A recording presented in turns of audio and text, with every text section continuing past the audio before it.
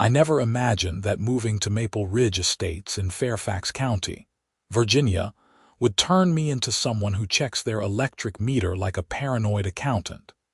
But there I was at 3 in the morning with a flashlight, staring at numbers that didn't make any sense.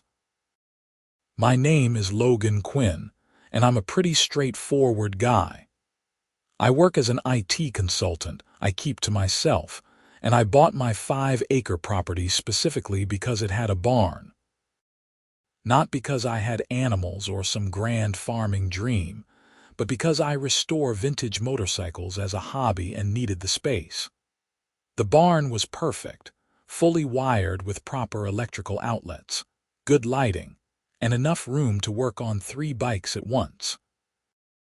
When I signed the papers 18 months ago, the realtor mentioned the HOA but assured me they were reasonable.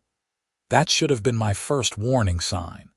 The trouble started in early September when I noticed my electric bill had jumped dramatically. I'm talking about a spike from my usual $200 to over $700.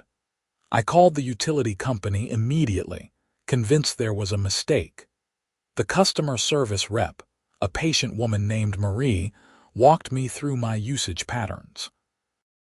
"Mr. Quinn, according to our smart meter readings, you had significant power consumption during the Labor Day weekend," she explained. "We're showing sustained high usage over a 72-hour period." "That's impossible," I said, pacing my kitchen. "I was in Richmond visiting my brother that entire weekend.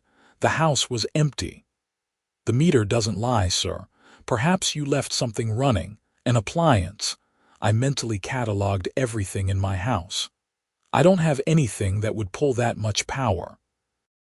"My barn has some equipment, but I turned everything off before I left." Marie suggested I check for any electrical issues or perhaps a malfunctioning appliance. I promised I would and hung up, deeply unsettled. That afternoon, I walked out to my barn, which sat about 100 yards from my house, closer to the property line I shared with the community common area. Everything looked normal. My bikes were exactly where I'd left them, tools organized, nothing out of place. Then I noticed something odd. The side door, which I always kept locked, showed faint scratches around the deadbolt. Fresh scratches. My stomach dropped as I pushed the door open and looked around more carefully. That's when I saw it, a tiny piece of orange electrical tape stuck to the floor near one of my heavy-duty outlets. I don't use orange tape. I use black. The next morning, I installed a security camera inside the barn, positioning it to cover the outlets and the doors. I also set up a motion-activated trail camera outside, disguised among some equipment. If someone was coming into my property, I'd know about it. For 2 weeks, nothing happened. My electric bill returned to normal. The cameras showed only me entering and leaving, and I started to think maybe I was being paranoid. Maybe there had been a meter malfunction or something else I couldn't explain. Then came the last weekend of September and the HOA's Fall Festival. I'd received the notice in my mailbox weeks earlier, a cheerful flyer printed on cream-colored cardstock announcing the Maple Ridge Estate's annual Fall Festival. There would be food vendors, activities for families, and a beer garden for adults. The event would take place on the community common area, which technically bordered my property. I tossed the flyer in the recycling and didn't think much about it. Community events weren't really my thing. Friday afternoon before the festival weekend, I was working from home when I heard vehicles outside. Through my window, I could see a large white event tent being erected on the common area, probably about 50 feet from my property line. A rental truck sat nearby, and several people were directing the setup. I recognized Brenda Morrison, the HOA president, gesturing animatedly at where things should go. Brenda was exactly what you'd picture when someone says, HOA president. Mid-50s, blonde hair always styled in the same rigid bob, and an expression that suggested she'd found something distasteful but was too polite to say so directly. She wore athleisure wear like it was business formal and had a voice that could cut through concrete when she wanted it to. I watched them work for a few minutes, then returned to my computer. Not my circus, not my monkeys. Saturday morning, the festival was in full swing by 10 o'clock. I could hear music and voices drifting across my property. I'd planned to spend the day in my barn working on a 1973 Honda CB 750 that needed some serious attention. So I grabbed my coffee and headed out. The barn was my sanctuary. Concrete floors, good lighting, and the smell of motor oil and metal. I had my music playing, some classic rock, and was deep into cleaning the carburetor when my phone buzzed with a motion alert from my security camera. I pulled out my phone and opened the app, expecting to see myself moving around the frame. Instead, I saw the barn door opening and a man I didn't recognize entering. He was maybe 30, wearing jeans and a polo shirt with the logo of what looked like an event rental company. He walked directly to one of my outlets, the 240-volt one I used for my welder, and plugged in a heavy-duty extension cord. I was on my feet and heading to the door before I consciously decided to move. When I yanked it open, the guy jumped about a foot in the air. "What the hell are you doing?" I demanded. He held up his hands defensively. "Whoa, sorry man. The HOA lady said we could use this outlet. We need power for the tent." "The HOA lady has no authority to give you permission to enter my private property and use my electricity." His face fell. "Oh crap." "She said this was the community barn." "Does it look like a community barn? It's 100 yards inside my property line and that door was locked." "She unlocked it," he said weakly. "Look, I'm just trying to do my job. We're setting up the beer garden and we need power for the refrigeration units." She said this was all arranged. My jaw clenched. "Unplug that, now." He quickly disconnected the extension cord and started backing toward the door. "I'm really sorry. I'll tell her we need to figure something else out." "You do that." After he left, I checked the door lock. It wasn't damaged, which meant someone had a key. The previous owner's key, maybe, or had someone made a copy. I made a mental note to change the locks immediately and stormed toward the festival grounds. The common area was packed. Families walked between vendor booths selling everything from handmade jewelry to kettle corn. Kids ran around with their faces painted, and the smell of grilling food filled the air. Under the large white tent, I could see the setup for the beer garden, complete with several large commercial refrigerators and a makeshift bar. I found Brenda holding court near the entrance, talking to a group of residents. When she saw me approaching, her smile tightened just slightly. "Logan, how nice of you to join us," she said with forced cheerfulness. "We need to talk, privately." Her audience shifted uncomfortably, sensing tension. Brenda excused herself and led me a few feet away, her expression shifting to one of mild annoyance. "If this is about the noise, the festival ends at 9 o'clock sharp, as stated in the notification. This is about your setup crew breaking into my barn and trying to steal my electricity." She blinked. "I'm sure there's been a misunderstanding." "No misunderstanding. A guy from the rental company just tried to plug into my outlets. He said you told him it was okay and unlocked the door for him." Brenda waved her hand dismissively. "The barn is right there on the property line. It's convenient for community events. I'm sure we can work something out for the power usage. We'll reimburse you." "You'll reimburse me." "Brenda, you can't just break into someone's private property and help yourself to their utilities. That's theft." "Don't be dramatic, Logan. It's just electricity. We're talking about a few dollars at most." "A few dollars." I couldn't believe what I was hearing. You don't get to decide that. You don't have permission to be in my barn, period. Her expression hardened. You know, Logan, being part of a community means being willing to contribute. The Fall Festival is a cherished tradition here at Maple Ridge Estates. It brings property values up and creates a sense of togetherness. The least you could do is be supportive. I am supportive. From my own property, which you're not invited to. I think you're being incredibly selfish, she said, her voice rising slightly. Several people nearby turned to look. This is exactly the kind of attitude that damages community spirit. Perhaps if you participated more, attended HOA meetings, actually engaged with your neighbors, you'd understand how important these events are. Perhaps if you respected property rights and basic laws, we wouldn't be having this conversation. Brenda's face flushed. I'm going to pretend I didn't hear that accusation.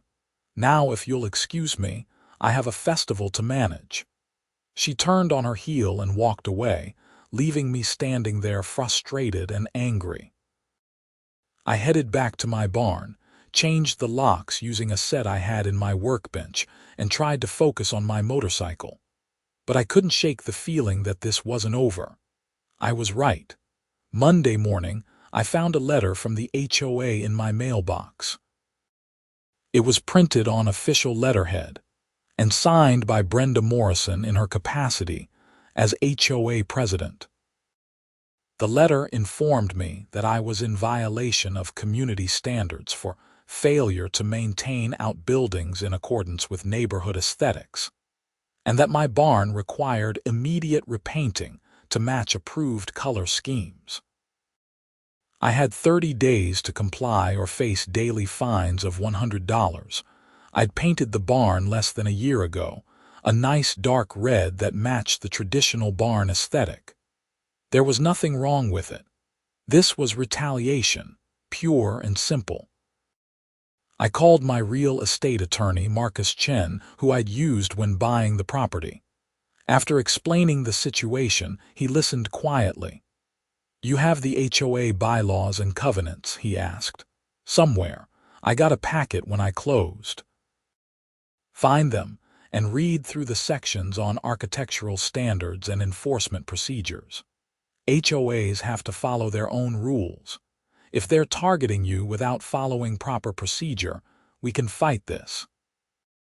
I spent that evening reading through the most mind-numbingly boring documents ever created.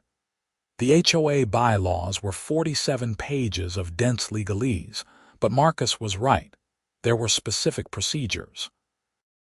Before issuing a fine, the HOA had to provide written notice of the violation, photographic evidence, citation of the specific bylaw being violated, and an opportunity for the homeowner to respond or request a hearing. Brenda's letter had none of that.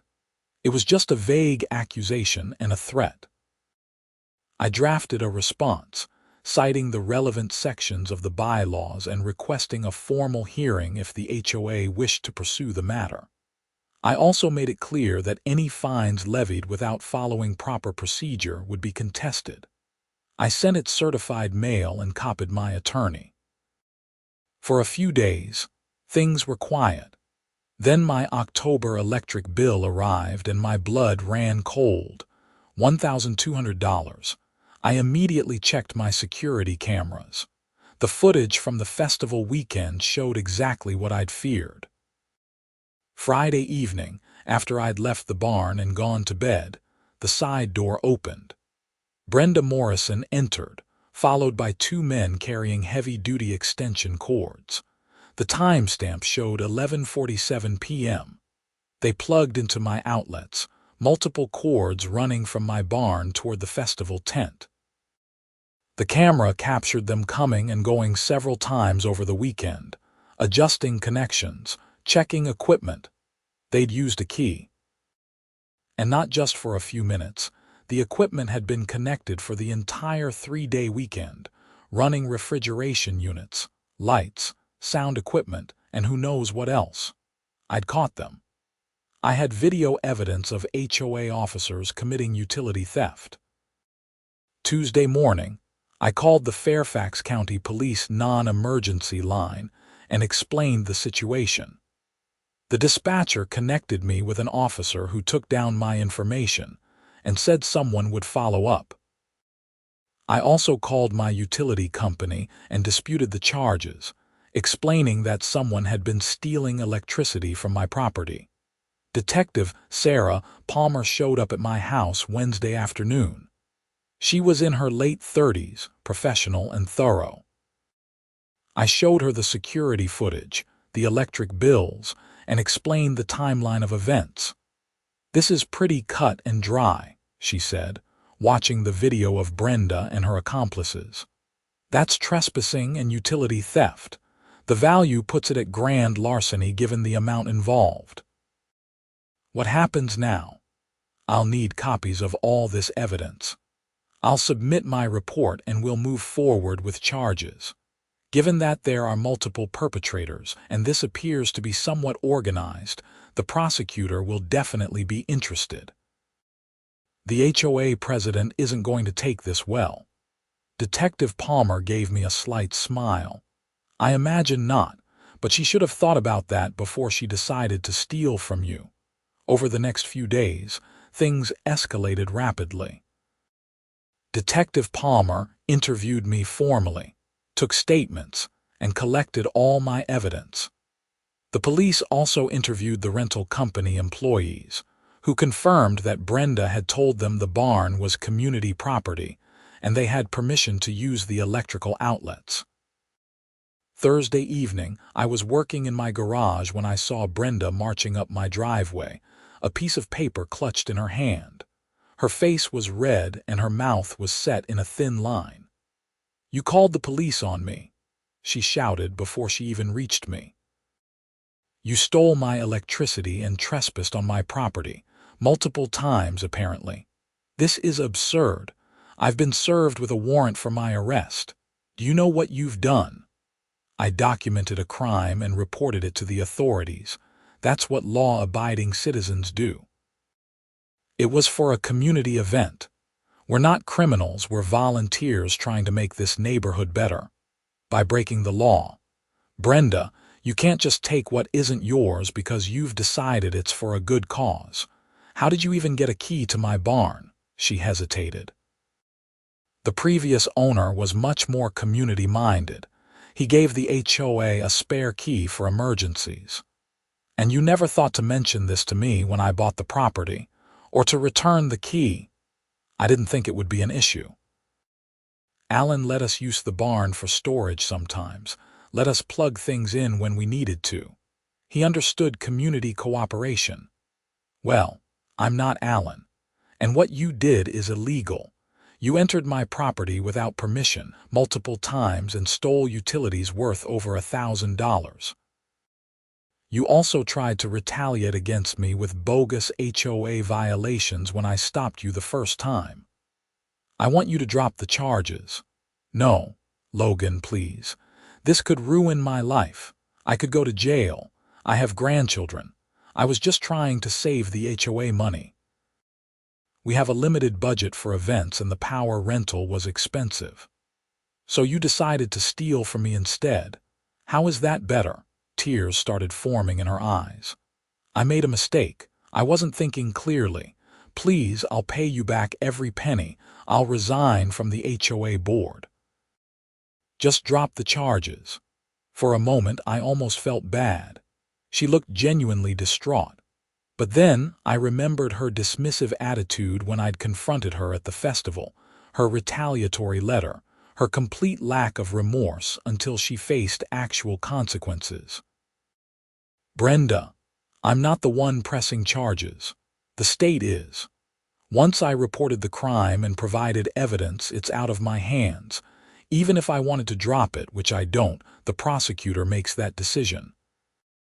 She stared at me for a long moment, her expression shifting from pleading to something harder. You're going to regret this. You have no idea what you've started. Are you threatening me? I'm stating a fact.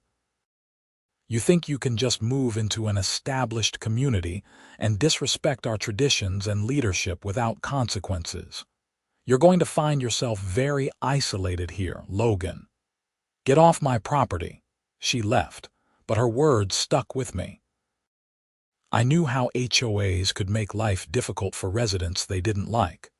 I was in for a fight. The next few weeks proved Brenda right about one thing: the community turned against me. Suddenly, I was the bad guy, the man who'd called the police on a grandmother over a little electricity.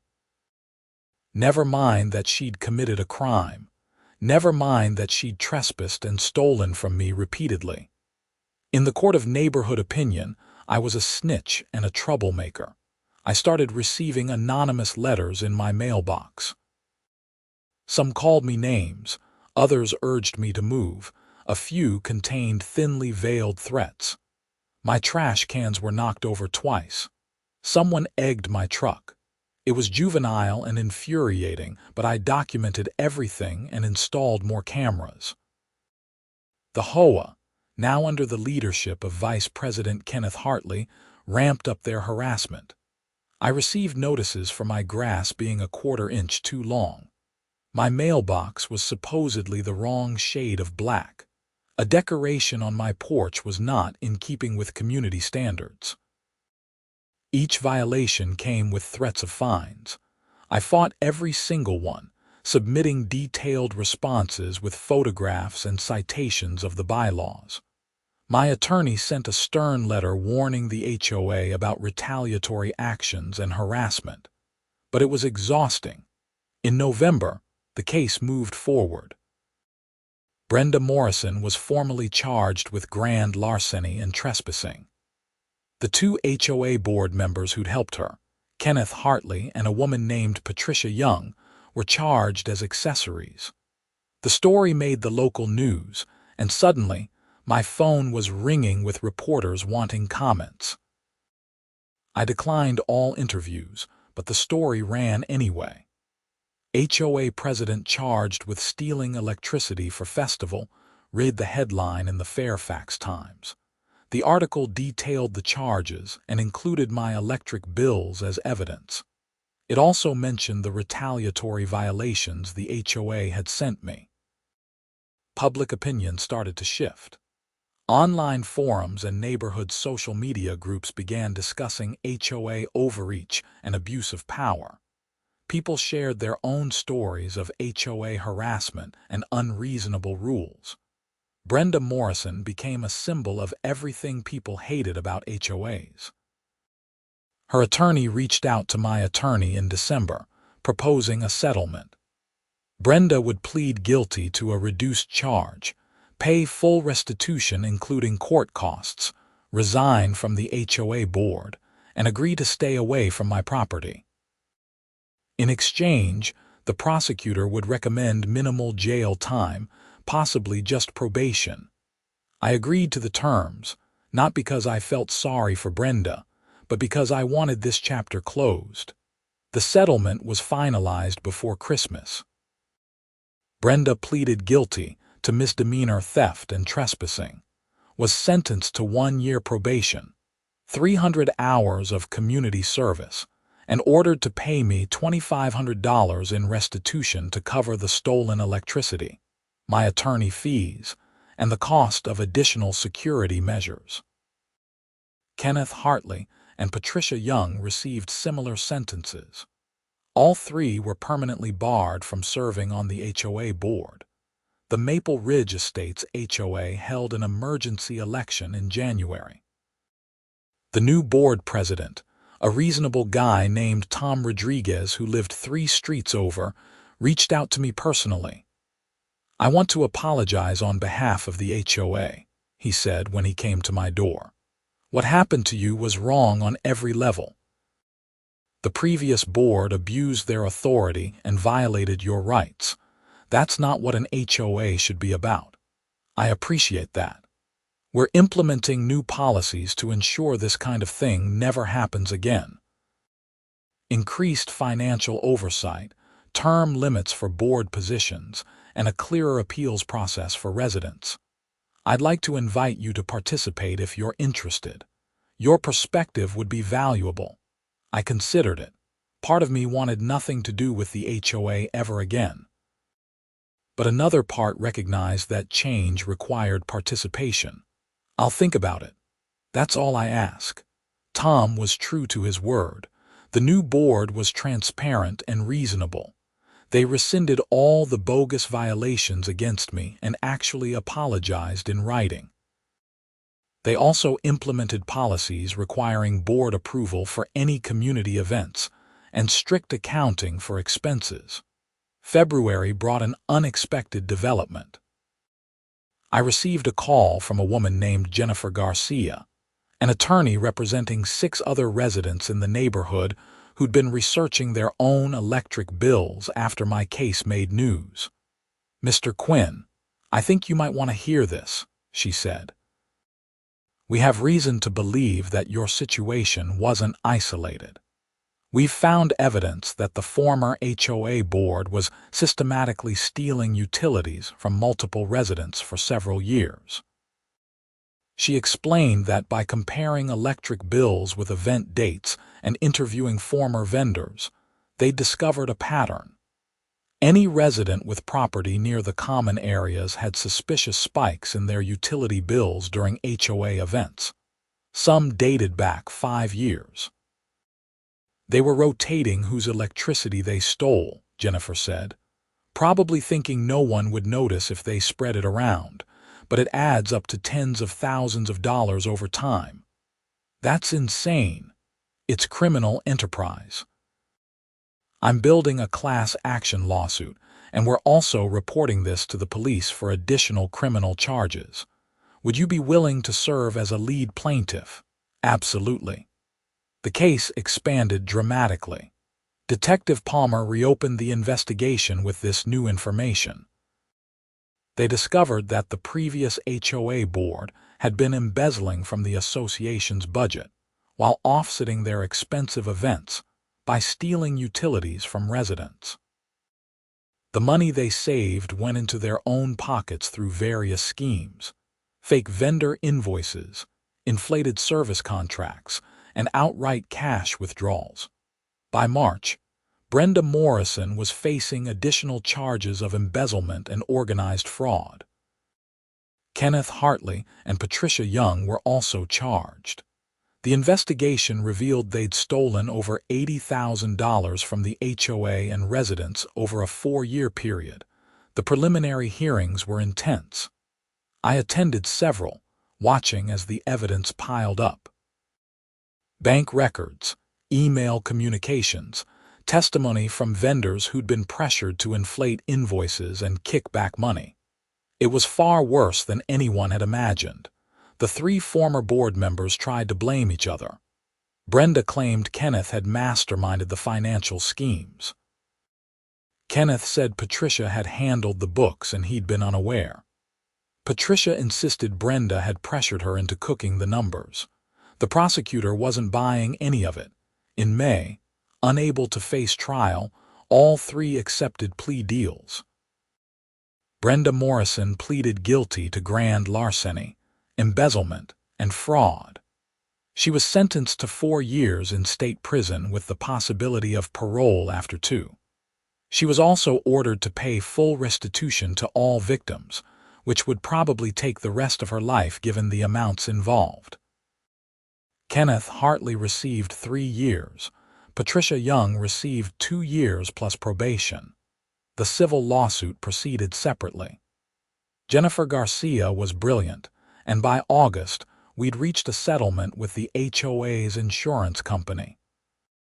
All affected residents received compensation for the stolen utilities, plus damages for the emotional distress and harassment. My settlement alone was $15,000, though honestly, the vindication mattered more than the money. The Maple Ridge Estates HOA was completely restructured. The new board implemented financial controls, regular audits, and transparency measures.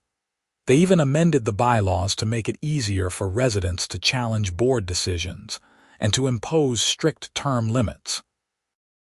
As for me, I ended up joining the Architectural Review Committee, mainly to ensure no one else got hit with bogus violations. It was actually kind of satisfying to help neighbors navigate the rules fairly and reasonably. One Saturday afternoon in September, exactly a year after the fall festival that started everything, I was in my barn working on a beautiful 1969 Triumph Bonneville when Tom Rodriguez stopped by. "Hey, Logan, got a minute?" I wiped my hands on a rag. "Sure, what's up?" "The new board wants to organize a community event next month. Nothing big, just a small fall gathering. Food trucks, maybe some music. We wanted to ask if you'd be okay with us setting up near your property again. We'll obviously use proper power sources, rent generators, do everything legally and above board." I thought about it. A year ago, I would have said no immediately, wanted nothing to do with HOA events or activities. But the new board had proven themselves trustworthy. They'd worked hard to rebuild the community and restore faith in the system. "You know what? That's fine. As long as you're not planning to break into my barn and steal my electricity," I said with a slight grin. Tom laughed.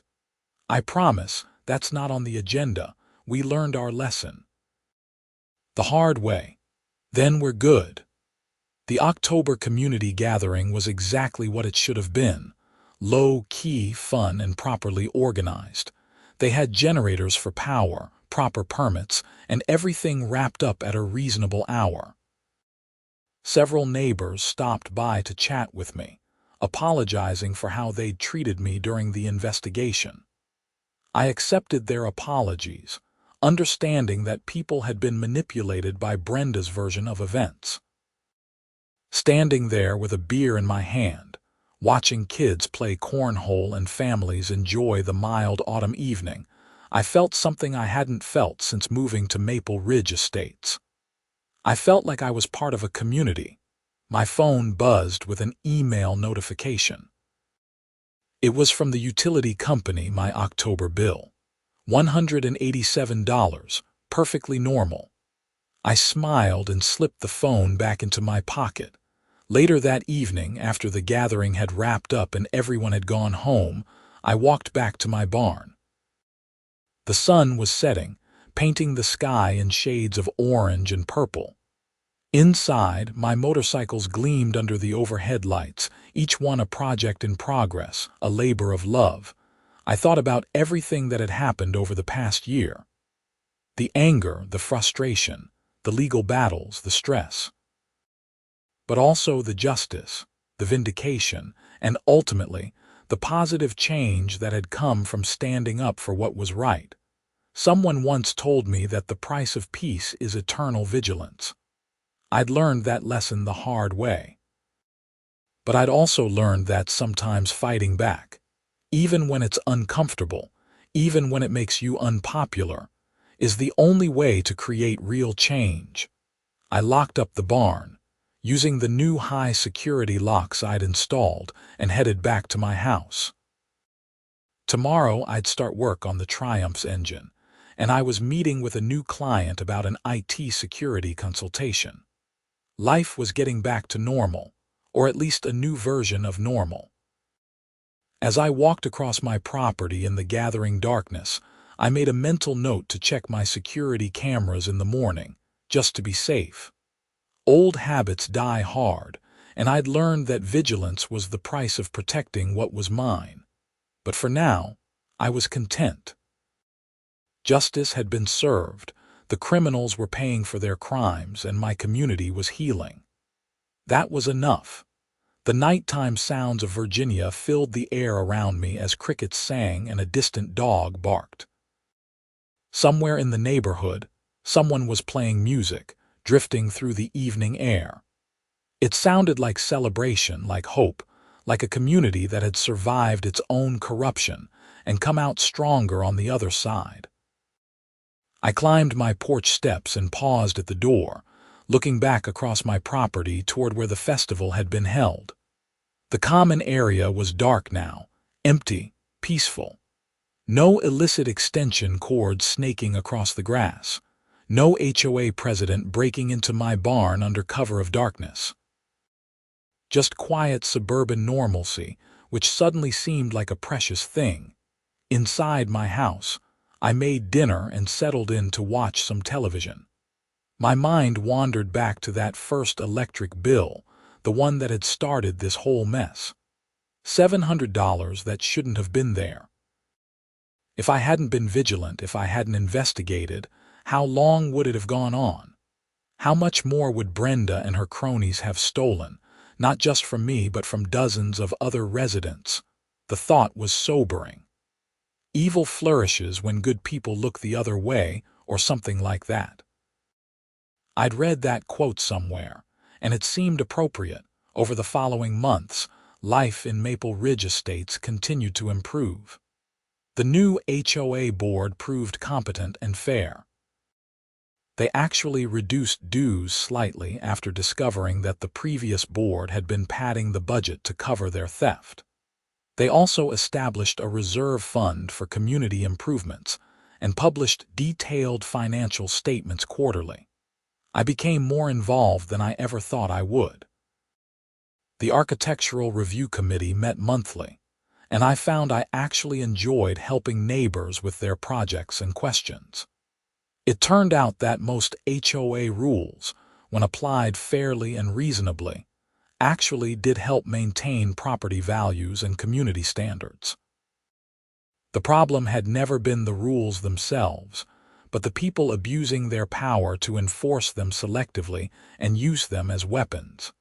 In December, I received a Christmas card from an unexpected source. It was from Jennifer Garcia, the attorney who'd led the class action lawsuit. Inside, she'd written a note thanking me for being willing to stand up and fight, even when it was difficult. She mentioned that my case had inspired her to take on more HOA abuse cases, and she was helping residents across Virginia fight back against corrupt boards. It was a good reminder that sometimes our actions ripple outward in ways we can't predict. By refusing to let Brenda Morrison get away with her crimes, I'd inadvertently started a movement that was helping people throughout the state. The spring brought new motorcycle projects and new consulting clients. Business was good, life was stable, and my electric bills remained blissfully normal. I'd even made some friends in the neighborhood, people I'd chat with at community events or wave to while mowing my lawn. Tom Rodriguez became a good friend. We'd grab beers sometimes at a local pub and talk about everything from motorcycles to HOA politics to the best hiking trails in Virginia. He'd done a remarkable job turning the HOA around, and residents actually trusted the board again. One evening in April, Tom brought up something that had been weighing on him. "You know, I've been thinking about your situation," he said over a beer. "About how the previous owner gave the HOA a key to your barn without telling you. That's incredibly irresponsible. It's been handled. I changed all the locks. I know, but it made me think about how many other loose ends might be out there. Old keys floating around, verbal agreements that were never documented, informal arrangements that could cause problems. So I've been working with the board to do a complete audit of all HOA property, records, and relationships. That sounds like a massive undertaking. It is. But we found some stuff that would blow your mind. There were keys to at least 8 different residence properties in the HOA office. Some dating back 10 years. No documentation, no explanation, just keys labeled with addresses. That's insane. Right. We've been reaching out to all those residents, returning keys, documenting everything. Most people had no idea the HOA had access to their property. Some of the residents don't even live here anymore. What did you do with those keys? Destroyed them after notifying the current owners. It's just unbelievable how much the previous boards got away with because no one was paying attention. The conversation stayed with me. It reinforced something I'd learned through this whole ordeal. HOAs aren't inherently bad, but they require active, informed participation from residents. When people disengage and let a small group run things without oversight, corruption becomes almost inevitable. I started writing about my experience on a blog. Nothing fancy, just documenting what happened and offering advice for other homeowners dealing with HOA issues. The response was overwhelming. I received hundreds of emails from people sharing their own stories, asking for advice, thanking me for speaking out. Some stories were heartbreaking. Elderly residents being fined into homelessness over minor violations. Families losing their homes because they couldn't afford to repaint their shutters the exact shade mandated by the HOA. People being targeted for harassment because board members didn't like them personally. I connected many of these people with Jennifer Garcia and other attorneys specializing in HOA law. Some cases went to court, others were resolved through negotiation, but in almost every instance, shining a light on the abuse was enough to create change. By summer, I'd been interviewed by several news outlets about HOA reform. My story became a cautionary tale used in real estate law classes and homeowner advocacy groups. The Virginia legislature even proposed new laws to increase HOA transparency and accountability, partially inspired by what had happened in Maple Ridge Estates. Brenda Morrison, meanwhile, was serving her sentence at the Fluvanna Correctional Center for Women. I didn't think about her much, though occasionally I'd wonder if she understood why what she'd done was wrong. Did she still see herself as the victim, unfairly punished for trying to serve her community? Or had she gained some perspective I'd never know, and it didn't really matter? What mattered was that she couldn't hurt anyone else, and the system that had enabled her had been dismantled and rebuilt better. In August, the anniversary of my legal victory, Tom organized a small gathering at my house. Just a few close friends and neighbors, people who'd supported me through the ordeal or who'd been part of making things right. We sat on my back deck, grilling burgers and drinking cold beers as the sun set over my property. The barn stood in the distance, solid and secure, holding my motorcycle projects and representing so much more than just a building. Speech. Someone called out and the group laughed.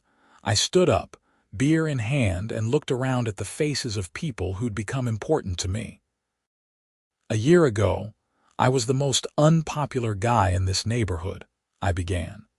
I'd reported our HOA president to the police, and most of you thought I was making a big deal out of nothing. Some of you probably hated me. There were some sheepish looks and uncomfortable laughs.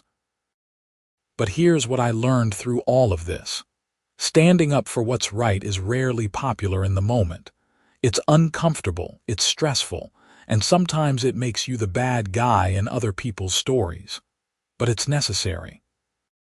Because if we don't hold people accountable, if we let small injustices slide because it's easier than fighting, those injustices grow into big ones. I paused, gathering my thoughts. Brenda Morrison didn't start out planning to steal $80,000 and go to prison. It probably started with something small, a little corner cut here, a minor rule bent there.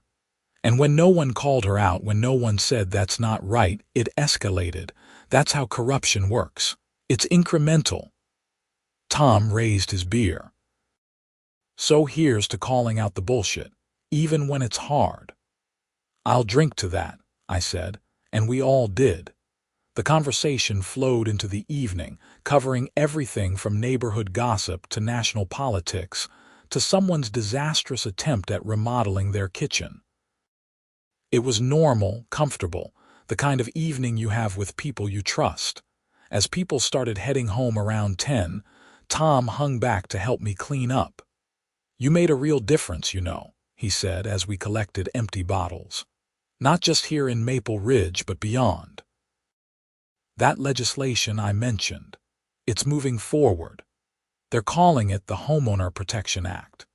It'll require annual audits for all HOAs, establish clear procedures for violations and fines, and create an oversight board that residents can appeal to. That's happening because of what you went through. I was just protecting my own property. Maybe that's how it started, but you could have given up when things got hard. You could have moved away, let Brenda and her cronies continue stealing from people. Instead, you fought back. That matters. After he left, I sat alone on my deck for a while longer, enjoying the quiet night. Lightning bugs flickered in the darkness, and somewhere nearby, an owl hooted. These were the sounds of peace, of a life well lived in a place I could finally call home. My phone buzzed. An email from my utility company. I smiled, already knowing what it would say. $192. Normal, predictable. Mine, such a simple thing, really. An electric bill that reflected my actual usage. But after everything I'd been through to secure that simple right, it felt like a victory every single month. I thought about all the people who'd reached out to me through my blog, who were fighting their own battles against corrupt HOAs and abusive board members. I hoped my story gave them courage. I hoped they knew they weren't alone. The next morning, I woke up early and headed to my barn to work on the Triumph. The engine rebuild was almost complete, and I was excited to hear it run. As I walked across the dewy grass, I noticed someone had left something on my barn door. My heart rate spiked for a moment, old anxieties returning, before I realized it was just a note. I unfolded it carefully. "Thank you for what you did. The previous board fined us almost into foreclosure over our fence. We were too scared to fight back. You gave us hope. The new board reversed all those fines last week. We get to keep our home. Thank you." It was signed by the Martinez family, who lived 2 streets over. I stood there holding that note for a long time, feeling the weight of it. This was why it had all been worth it. Not the money from the settlement, not the satisfaction of seeing Brenda go to prison, but this. Real people, real families, whose lives were better because someone had finally said enough. I tucked the note into my pocket and unlocked the barn. The familiar smells greeted me, oil and metal and possibility. I had work to do. The Triumph's engine fired up beautifully that afternoon. The sound was perfect, that distinctive British twin rumble that made every motorcycle enthusiast's heart beat faster. I'd spent months on this restoration, countless hours of careful work, and hearing it run felt like redemption. I took it for a ride through the neighborhood, enjoying the looks from neighbors and the pure joy of riding a machine I'd brought back from the dead. When I passed the common area where that fateful fall festival had been held, I felt nothing but peace. The past was the past, dealt with and resolved. That evening, I updated my blog with the Martinez family's note and some reflections on the long-term impacts of standing up to HOA abuse. Within hours, I had dozens of responses from people sharing their own victories and thanking me for the inspiration. One message stood out. It was from a woman in Texas who'd been dealing with an HOA that was trying to foreclose on her house over a dispute about her garden. She'd read my story, consulted with an attorney, and discovered that her HOA board had been operating without proper elections for 3 years. The entire board was now being removed, new elections were scheduled, and her foreclosure had been stopped.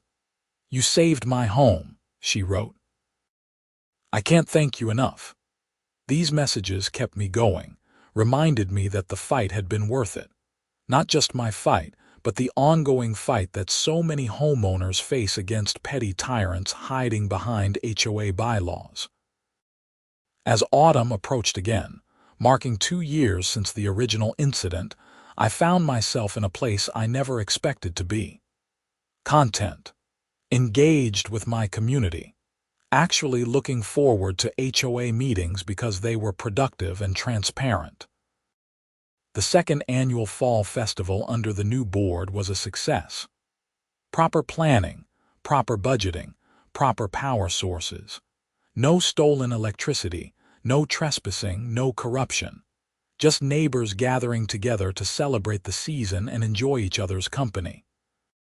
I even volunteered to help with setup, which would have been unthinkable 2 years ago. But this HOA, this board, had earned my trust through consistent, ethical action. During the festival, a young couple approached me. They just bought a house in the neighborhood and wanted to introduce themselves. "We almost didn't buy here because of what we read about the HOA scandal," the woman said. "But then we read about how the community reformed and made things better. That actually made us more comfortable buying here than in a neighborhood without an HOA scandal." I must have looked confused because she laughed and continued. "We figured a community that had been through that and came out better was stronger than one that hadn't been tested. Plus, with all the new oversight rules, we knew the HOA couldn't run wild again." It was an interesting perspective. Our darkest moment had actually become a selling point, proof that the community could face problems and fix them. "Welcome to the neighborhood," I said, shaking their hands. "If you ever have any questions or concerns about the HOA, don't hesitate to reach out. We've learned some hard lessons about the importance of staying involved." As the festival wound down and the sun set over Maple Ridge Estates, I felt a profound sense of satisfaction. Not just with how things had turned out for me personally, but with what the community had become. We'd faced corruption, confronted it, and built something better from the ashes. The barn that had been at the center of the scandal still stood, solid and secure, housing my motorcycles and representing my determination to protect what was mine. But it also represented something larger, the importance of standing up, speaking out, and refusing to accept injustice even when it's easier to look the other way. That night, as I locked up my barn and headed back to my house under a sky full of stars, I thought about Brenda Morrison one last time. I didn't hate her anymore. I almost pitied her. She'd had power and respect, and she'd thrown it away for money and the arrogant belief that she was above the rules. Now she sat in prison while the community she'd claimed to serve thrived without her. There was a lesson in that. Power without accountability inevitably leads to abuse. Systems without transparency inevitably breed corruption. And communities without engaged, vigilant residents inevitably fall victim to both. I'd learned those lessons the hard way, through $1,000 electric bills and security camera footage of people stealing from me. But I'd learned them thoroughly, and I'd made sure others could learn from my experience without having to go through it themselves. As I reached my porch, I paused and looked back across my property one more time. Everything was as it should be. Peaceful, secure mine. The barn stood in the distance, lit by the motion sensor lights I'd installed. No extension cords snaked across the grass. No one was breaking in under cover of darkness. Just quiet suburban normalcy, which I'd never take for granted again. I went inside, checked my security cameras out of habit, and settled in for the night. Tomorrow I'd start work on a new motorcycle project, a 1971 Norton Commando that needed some serious love. The day after that, I had an HOA Architectural Review Committee meeting where we'd discuss a resident's request to add a sunroom to their house. Normal life. Community involvement. The things I'd moved to Maple Ridge Estates hoping to find, that had been corrupted by greed and abuse, but that had ultimately been restored through accountability and justice. As I drifted off to sleep that night, I felt genuinely grateful for everything that had happened, even the bad parts. Because those experiences had taught me lessons I'd carry for the rest of my life, about standing up for what's right, about the importance of vigilance, and about the power of regular people to create change when they refuse to accept injustice. My electric bill would arrive in a few weeks, and it would be normal. That simple fact, more than anything else, represented victory. The freedom to use my own utilities without someone stealing them. The security of knowing my property was truly mine. The peace of mind that comes from living in a community governed by law and fairness rather than corruption and abuse. These were the things worth fighting for. These were the things I'd fought for. And these were the things I'd won, not just for myself, but for everyone in Maple Ridge Estates and beyond who'd been inspired to stand up to their own HOA tyrants. The story could have ended differently. I could have given up, moved away, let Brenda and her cronies continue their schemes. But I didn't. I fought back, and that made all the difference. Not just for me, but for everyone who came after, who would benefit from the reforms and the precedents set by my case. As consciousness faded into sleep, my last thought was simple but profound. Justice isn't automatic. It requires action, courage, and the willingness to stand alone when necessary. But when you fight for it and win, the victory belongs not just to you but to everyone who comes after. That was my legacy from this whole mess. Not just normal electric bills and a secure barn, but a community transformed, laws reformed, and countless other homeowners empowered to fight back against abuse. It was more than I'd ever expected when I'd first noticed those scratches on my barn door lock. Sometimes the most important battles are the ones we never expected to fight. But when we do fight them, when we see them through to the end despite all the obstacles and opposition, we discover strengths we didn't know we had and create changes we never imagined possible. That was my story. From violated homeowner to unlikely reformer, all because I'd refused to accept theft as the price of peace. And in the end, I'd gotten both justice and peace, along with a community I was proud to call home. The night settled fully over Maple Ridge Estates, quiet and peaceful as it should be.